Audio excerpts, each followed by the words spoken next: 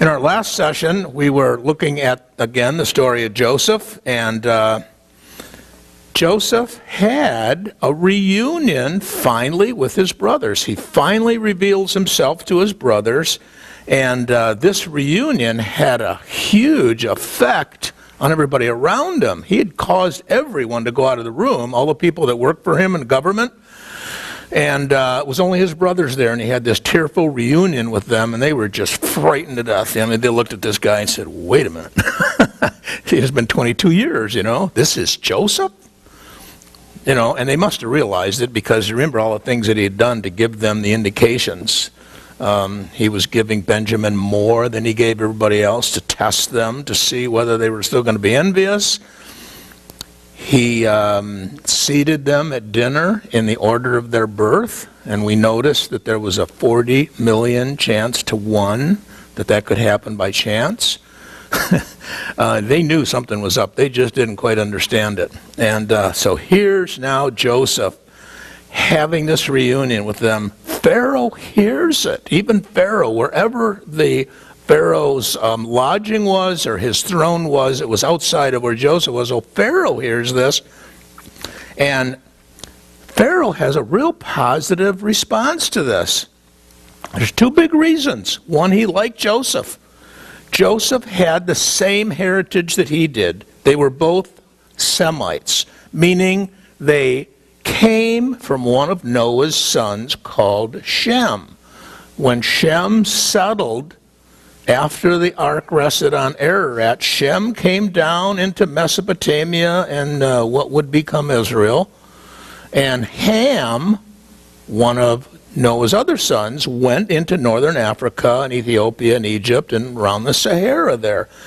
Well, when the Semites invaded Israel, they used the Hyksos as their military wing to take control. And Pharaoh was a Hyksos who was a Semite. So they were both pretty much aligned with each other in terms of their heritage. And we also saw that Joseph never assimilated into the Egyptian culture. Pharaoh had these parades. He announced Joseph was going to save the world here from the famine. He had Joseph marry the son of Potiphar, or the daughter of Asenath of Potiphar, and he was a high-ranking priest in the Egyptian priesthood, to get him ingrained into the upper crust of that society and marry into an Egyptian. He never viewed himself as an Egyptian, and he never ever left Jehovah God. But Pharaoh was trying to get him into the society.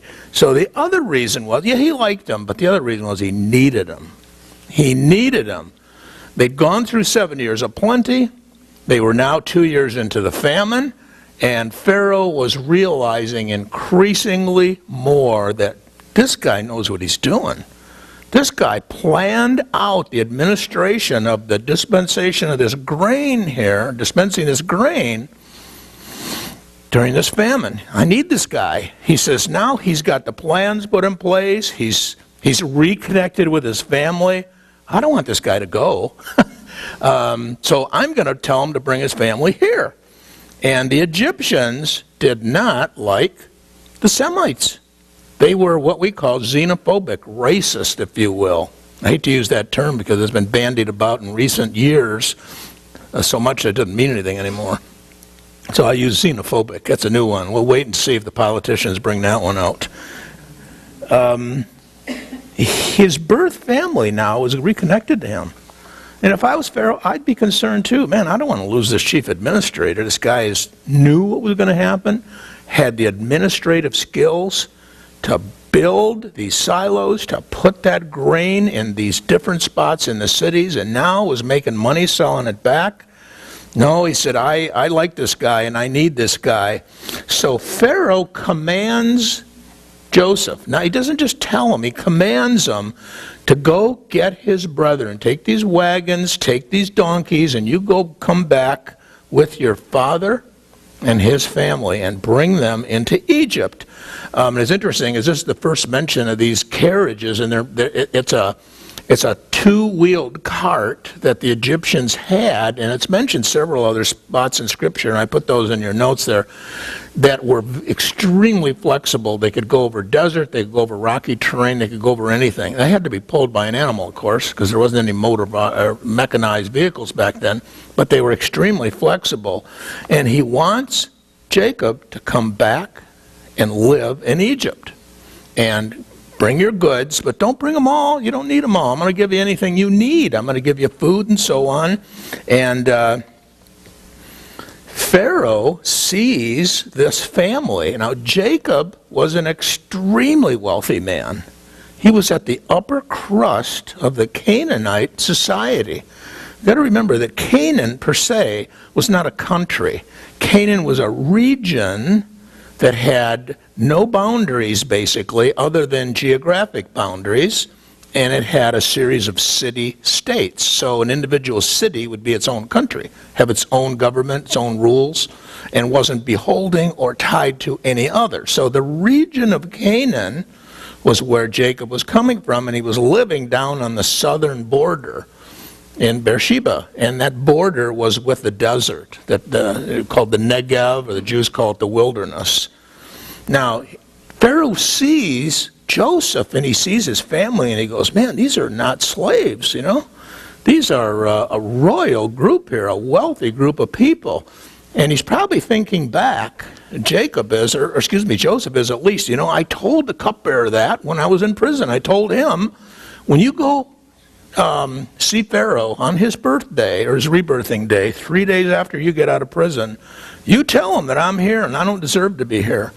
You know, I mean, probably a lot of people say, gee, I'm in prison and I'm not guilty. You know, they all say that. But in this case, he's saying, look, I wasn't born a slave. I shouldn't be a slave. I came from a family of wealthy people. I don't belong here. And we know what happened. We know that it wasn't politically expedient for the cupbearer to say that, because Potiphar, the guy that put him in prison, was also one of the people that reported to Pharaoh. So he's going to back off, and he wasn't going to say anything. Now, Joseph carries out Pharaoh's commandments regarding the fetching of Joseph and the provisions. And it's interesting that he gives all of his brothers clothes, but he gives Benjamin 5 times the clothes. He's still testing these guys. He's still testing them. And I have to say this over and over and over again, that we forgive people, but when people have wronged you, you can't put yourself back in that place to take it again. There's some misconception in Christianity that says you forgive people, you got to quickly embrace them and reconcile with them. No, you don't. You got to forgive them. And you got to treat them like sinners, that's all, just like we are. But that doesn't mean that you have to accept that they're not going to do that again, or believe that they're not going to do that again. Joseph didn't. And that's why when we get these great lessons from this book, great lessons, he still didn't trust them. He was looking for another envious response. He was looking to see if these guys were still jealous. He said, I'm just going to drop this little piece of information out there. Yeah, you guys all get some nice clothes to go back with. Benjamin, here's 5 outfits. He wanted to see whether they were actually going to react to that or not. You know, there's an old saying that says, if you harm me once, it's your fault. You harm me twice, it's my fault. Because I'm not paying attention. I'm not looking out for the possibility of you doing it again to me. Don't let it happen to you again. But nevertheless, you got to forgive people. You can't hold grudges. And if the relationship can be restored, great. But just know, if somebody hurts you, and I'll take the absurd example, somebody that's in a marriage where their spouse is beating them. You can forgive them, but get out of there. Don't stay there. Don't stay there. You know, and so many women are in these battered marriages and they stay in them for some reason.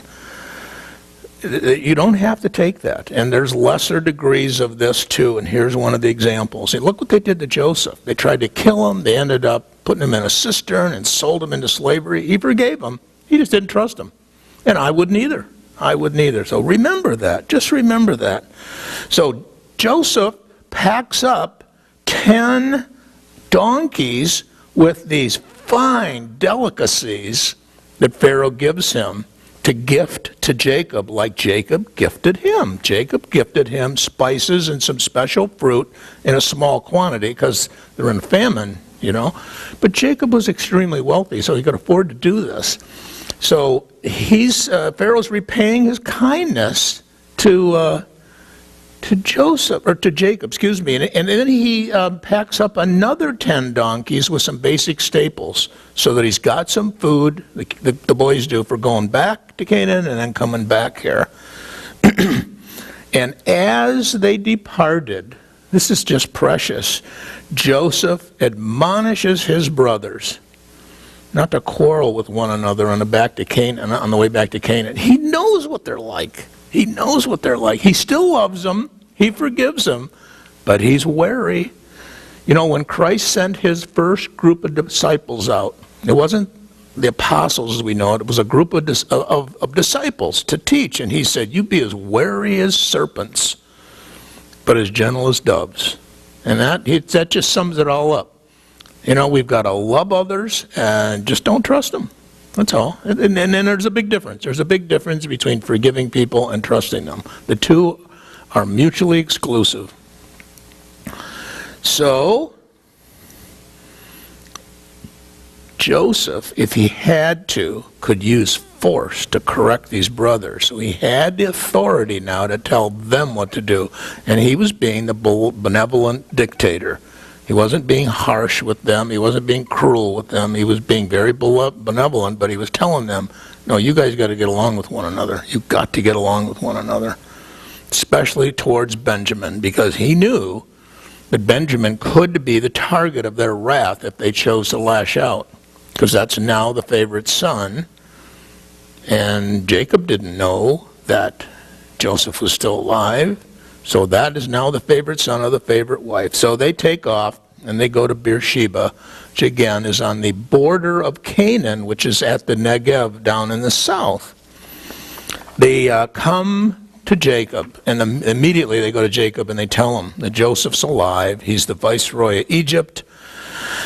And it's interesting, the Hebrew writing, the Midrash that I brought out last week, it was one of the Midrashes down in the book of Yashar, said they were so concerned because Jacob was now old. Jacob was like 113, I think, that they figured he might have a heart attack telling him that Joseph's alive after 22 years, because these brothers had convinced Joseph that Joseph was dead. Remember, they took the coat of many colors that he had displaying his authority in that family, and they dipped it in some animal's blood, and they took it back to Jacob, and they said, hey, we don't know what happened to him. Must have been an animal or something that got him, you know. So Jacob all these years has been thinking he's dead, and now they're going to come and tell him that he's alive.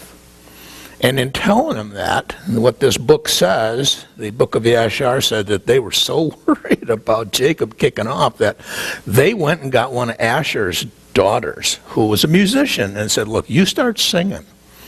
Just sing to him real softly, Joseph's alive, blah, blah, blah, blah, you know, and she's playing and she's singing. And the thought here from this Hebrew writing is it would soothe him so that when he did hear it, it wouldn't be such a big shock to him. Because the text does say that his heart fainted. It didn't say he died, and I don't think it's hyperbole, although some think it is.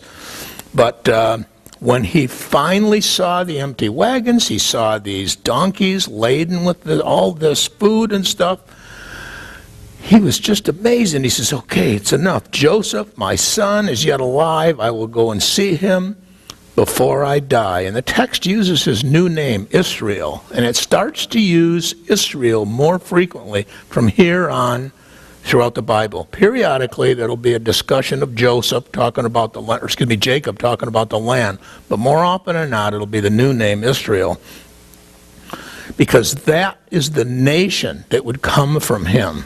The nation that would come from him. I don't know if you remember, but back in the incident with Dinah, where she was raped by Shechem, and then The two boys went over there and they slaughtered everybody in the village.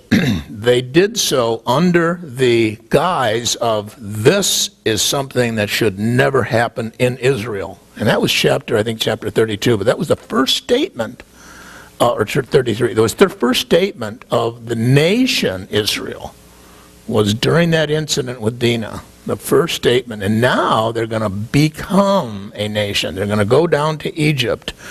The Abrahamic covenant said that they were going to go into a nation that wasn't theirs and stay for 400 years. Jacob must have been sensing this, not knowing what nation that would be, because the text didn't say, but it was clearly going to be Egypt. So he was determined to go there and see Jacob before he died. He didn't realize at that time he was going to live another 17 years with Jacob. So Jacob leaves, he's journeying, and this is the second time he left Canaan. When you think about it, this guy's like 113, 114 years old, and all that time he left Canaan. Once to go to Haran, to get his wives and live with Laban all that time, and now he's leaving to go to Egypt. Abraham left and went to Egypt. Isaac went and left and went to Egypt. None of them were ever told to go anywhere by God, except in this instance. It's the only time that God tells one of the patriarchs, I want you to go down to Egypt. So he goes down there, and he's on the way down there. He's still in Beersheba, still in that region, and he stops to pray to the Lord. And it's the eighth time that God appears to him and speaks to him and tells him that you are to go to Egypt. I want you to go to Egypt. And he's using his name, Israel, interchangeably with Jacob. And it certifies, just additional certification that God has caused this name to come into that family, to become a nation that is today back in the land, back in that land, and as a sovereign nation. Now they're going to go into Egypt. They're going to be there for 400 years. And God, trying to get a hold of his attention, says, Jacob, like, listen up. And whenever something is repeated in the Bible like that, you can get this sense that, wow, God is trying to get my attention. He's doing this for a reason. He's repeating this for a reason, to get me to pay attention. Ooh, sorry. And God says, don't worry about going down there. Don't worry about going down there. I want you to go down there. This is ordained. I want you to go down there. Through his name, Israel, he's going to make a great nation. While in Israel, the Jews will not intermarry with other people. They were starting to intermarry with the Canaanites. One of the reasons why he wanted them to go down there, to get out from the Canaanites. He did not want them in that culture.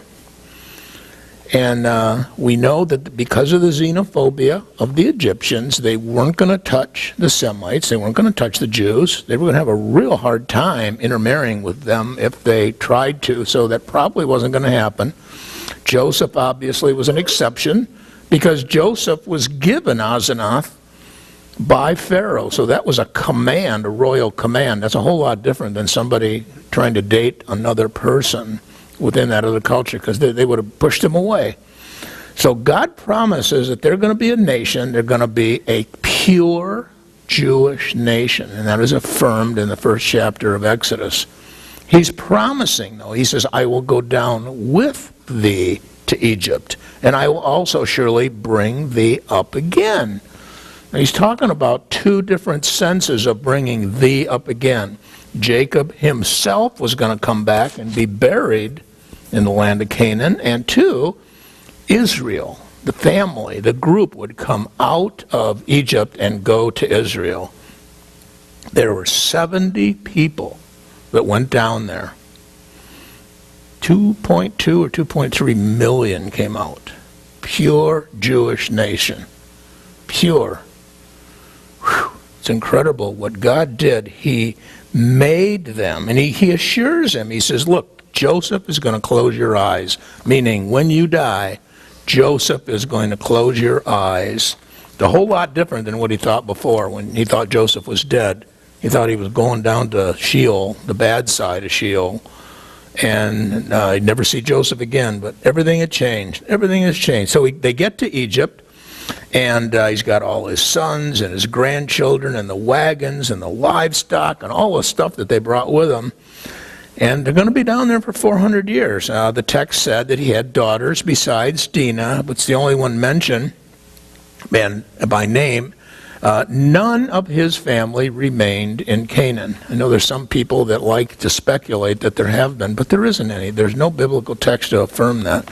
And again, he's going to live there 17 years under the leadership of a favorable government with the two highest officers wanting him to be there, his son and Pharaoh, who needed Joseph and wanted that family to be down there.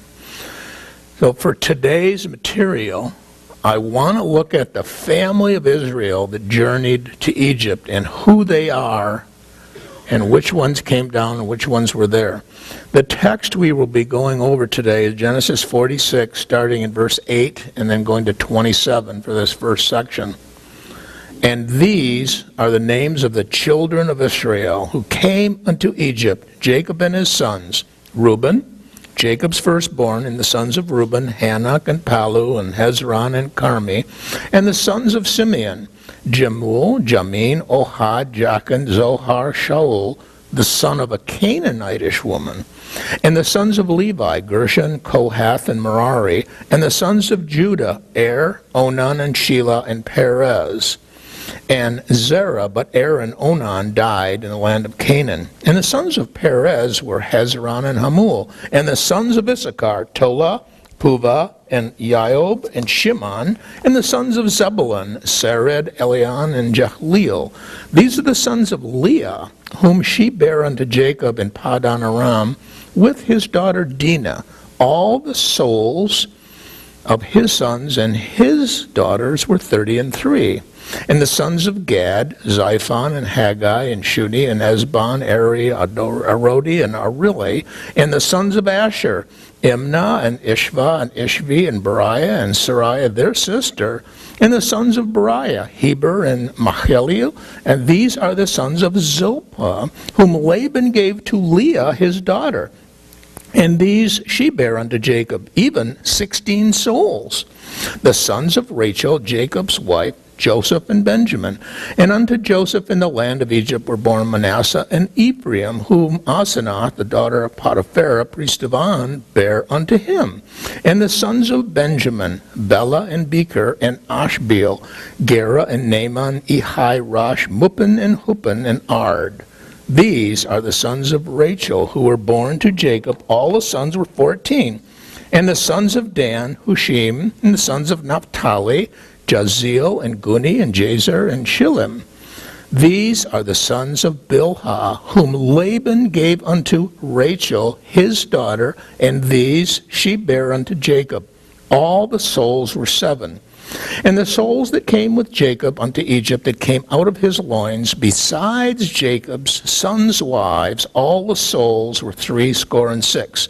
And the sons of Joseph, who were born to him in Egypt, were 2 souls. All the souls of the house of Jacob that came into Egypt were 70. That's 70 people. It's important for us to remember, as I stated a few moments ago, that one of the principal reasons for taking them down there was that they would not marry into the Canaanite culture. They had started doing that. Judah married a Canaanite woman, but she died, and so did Simeon. He married some woman who was a Canaanite and had Shaul. God had to get him out of there. He wanted this nation to be pure. He caused this nation to come into being. He changed their venue. He put them down in Egypt, and he wanted them to be pure. He wanted them to be separated out from the world. All of what God would give them going forward would be a sense of purity an understanding of how to disassociate yourself from the world from a hygienic standpoint, from a health standpoint, from a social standpoint, and from a godly standpoint. He would give them laws that were going to separate them out from the world and cause them to have a minimal amount of issues on this world.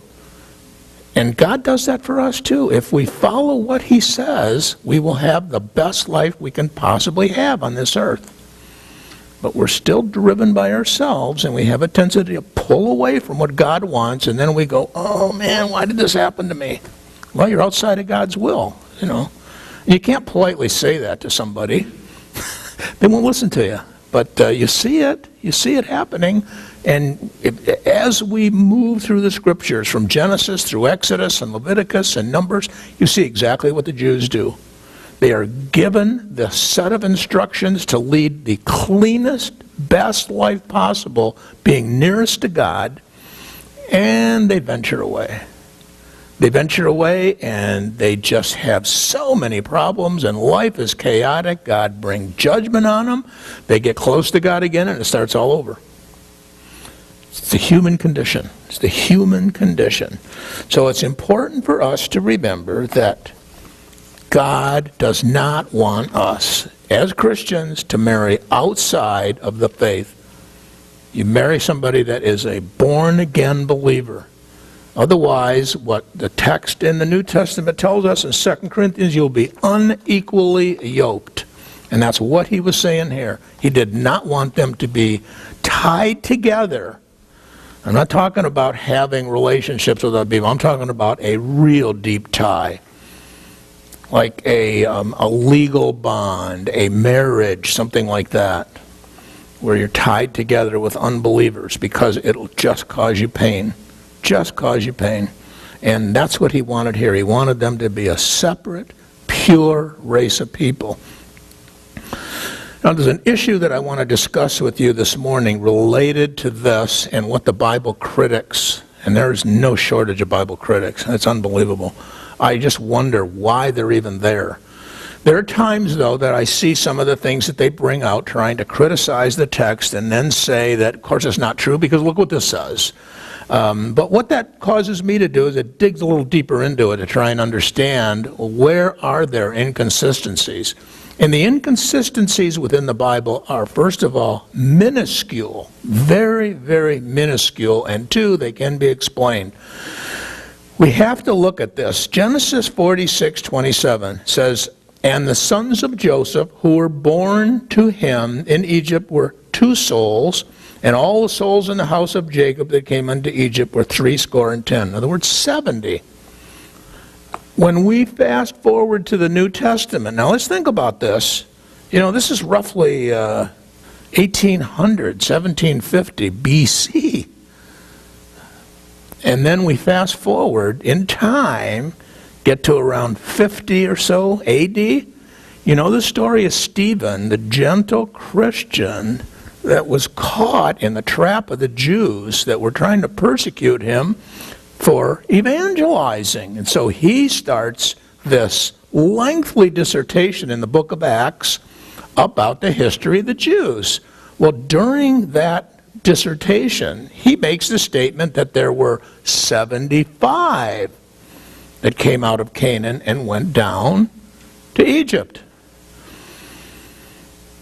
The Jewish text that he was using and was used at that time that was called the scripture was what we call the Septuagint.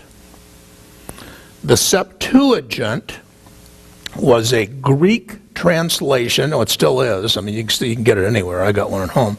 It's a Greek translation of the Old Testament, which was written in Hebrew, so that the people at the time around the first century, from about 200 to 300 BC until early in the first century, everybody was speaking Greek. Everybody knew it.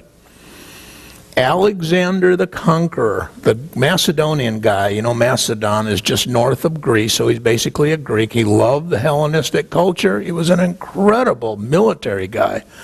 Well, he spread Greek culture all over Europe, Northern Africa, the Middle East, Mesopotamia, Canaan, and all the way over into Western Asia. Everybody knew Greek. The New Testament was all written in Koine Greek, and it just passed around like wildfire. Everybody could read it.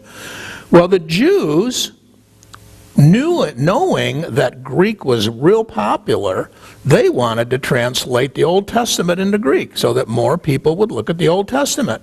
So 70 Jewish scholars assembled themselves in Alexandria, Virginia. Or excuse me. I knew I was going to say that. Alexandria, Egypt. Alexandria, Virginia is a very nice place, by the way. If you haven't been there, it's very, very nice.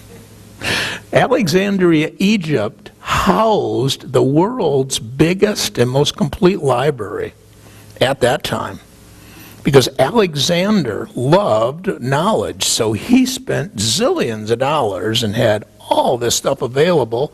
So these guys went over there and they translated the Bible out of Hebrew, the Bible at the time, out of Hebrew into Greek. And that was widely used. That's where the 75 came from. We think it's probably a scribal error. Probably, we don't know for sure. The Dead Sea Scrolls that were written sometime between 200 BC and 68 AD, that were written by a group of Jews. We think maybe the Essenes, but it's not really certain. That they must have used the Septuagint, because they also say 75 people in Jacob's family came out of Canaan and went to Egypt. Now, the text that we use in our Bible, which says 70, comes from what are known as the Masoretic text. And I need to explain this, that whatever text they used for the Septuagint was destroyed after they translated it. And as the Hebrews that didn't use the Septuagint continued on with translating, or not translating, copying. You know, you got to remember, back in ancient times, it wasn't like this book is going to last for 150 years or so. They had to keep copying these things because they put them on parchment and vellum, which is animal skin, and this stuff perished. So they had to keep copying them and copying them and copying them. You know, they couldn't run it off on Gutenberg's press or my copy machine or anything. We didn't have that stuff. So they had to keep copying them. And every time the Jews would copy, they would destroy the earlier one. That's what they did. So the latest, or I should say earliest, copies that we have of the Jewish manuscripts go back to around 1000 AD. 1000 AD. That's the Masoretic text. That says 70. Doesn't say 75. It says 70. So I'm thinking there's a scribal error that goes on there. There's no material difference between the Septuagint and the Masoretic text. There are some very minor differences here and there, but there's nothing substantive. But nevertheless, the critics would just pound on us about this. So I put this in the text, and I want to talk about it today. So you've got this stuff to refer to. If anybody ever says to you, oh, the Bible's not true, because look, it says 75 here and it says 70 there. Somebody, sometime in your life, will do that. They'll find somebody that said this, and they'll bring it out. That's one reason. The reason, though, that we use the Masoretic text and translate it, and the Jews use it today. The Hebrew that I studied from Hebrew University uses the Masoretic text, because about the 10th century, those Masoretes, that's another group of Jews, they looked at what they were writing and they figured out that, my goodness, you know, we've got these words that we write down that have no vowels. It's just all consonants. And we know what these things say, but there's fewer and fewer of us that know how to pronounce these words. There's no vowels that we write down. They started writing vowels about the 10th century. And it was a real crude form. They called them matres lectionis, and it was a way to write vowels because they'd never done it before. I mean, people looked at these words and just knew what it said. They didn't have to try and sound the word out because They just knew what it said. But now they were getting to the point where they're thinking, wow, we better start to figuring out how to write these other sounds so that we can transmit this on to the next generation. That's why this stuff is used today. That's why it's used. Because that translation gives us pronunciations, and it's a very rock-solid, very rock-solid translation. So I bring that out, and you can use that as you will, but somebody sometime will definitely say something to you. It's just the way things work. There's also a couple other issues with these two numbers, and it depends on how you count the families. Depends on how you count them. In the text, I have put a chart at the back that shows 70, and it shows who is counted there. Some others would want to count Jacob, and others wouldn't. So there's multiple ways of doing this. You want to use the granddaughters? Do you not want to use the granddaughters? Anyway, it's an immaterial thing for the Bible believer, and it can be explained.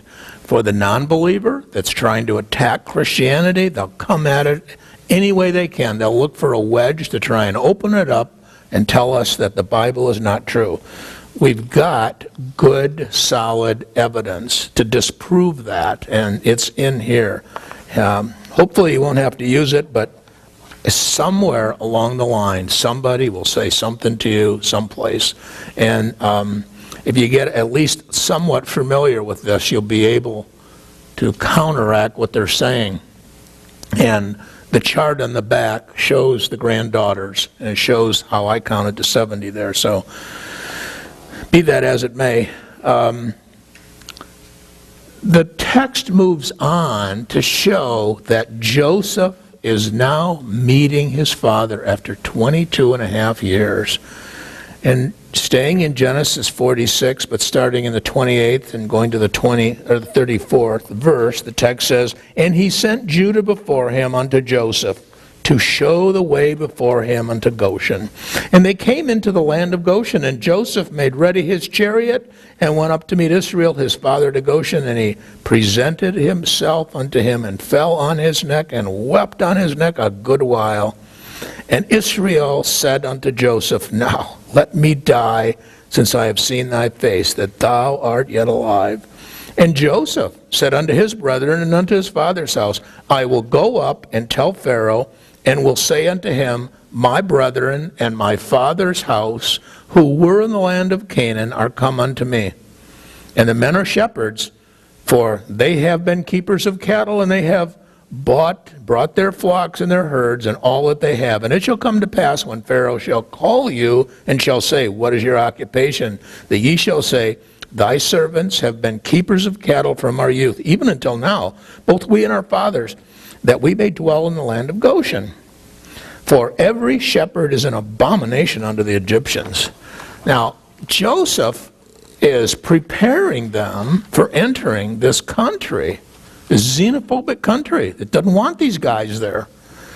Matter of fact, Jacob starts by sending Judah, because Judah did all the pleading, has got the best relationship with Joseph, and he sends him first, because he had the most interaction, to map out the route that we're going to take here to go to Goshen. And remember, Goshen is up by the Nile on the eastern side of the Nile Delta, and Joseph had selected this area for them to live, and the text said that Joseph now makes ready his chariot and went up to meet Israel's father in Goshen. He had to put together a royal procession. He's a high government official. He's got to announce to everybody, these people are coming in. They have the support of me and Pharaoh. I'm doing this in an official way. It's rock solid. It's going to happen. He's announcing to everybody that this is a government decree. These Jews are coming in, and they're going to live here. We're placing them here. So Joseph is dressed up, I'm sure, to the nines as a high official, a royal official, to make this significant. And I'm sure Jacob just saw him as being a stunning example of a viceroy of Egypt and his son in full regalia. You know, Joseph had to consider what the political implications were of doing this stuff. He knew what the Egyptians were like. He knew that he had to have the proper appearance, so that's what he was doing here. And we ended up with a really emotional meeting. For the first time in 22 years, Joseph presented himself unto him and fell on his neck and wept on his neck a good while.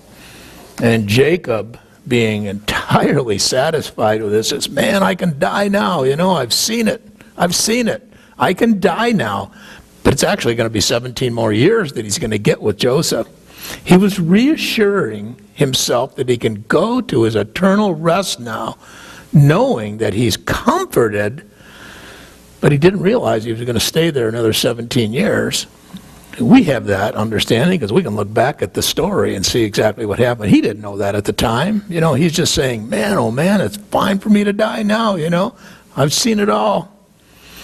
So Joseph is placing this family in Goshen for a number of reasons. It's going to be away from Memphis. It's going to be out of the city where all the grain was.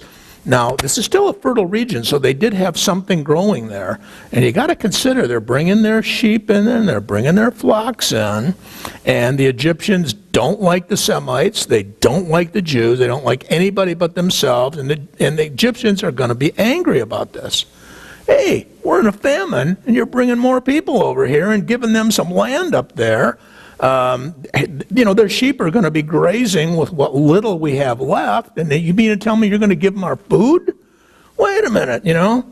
So this is why Joseph has got to prepare this. He's got to prepare this really well. And he had to make sure that this family is going to fit into this culture, and there wasn't going to be any social unrest over this. The Egyptians just hated anybody that wasn't themselves. Well, you talk about racist. Man, there wasn't anybody more racist than these guys.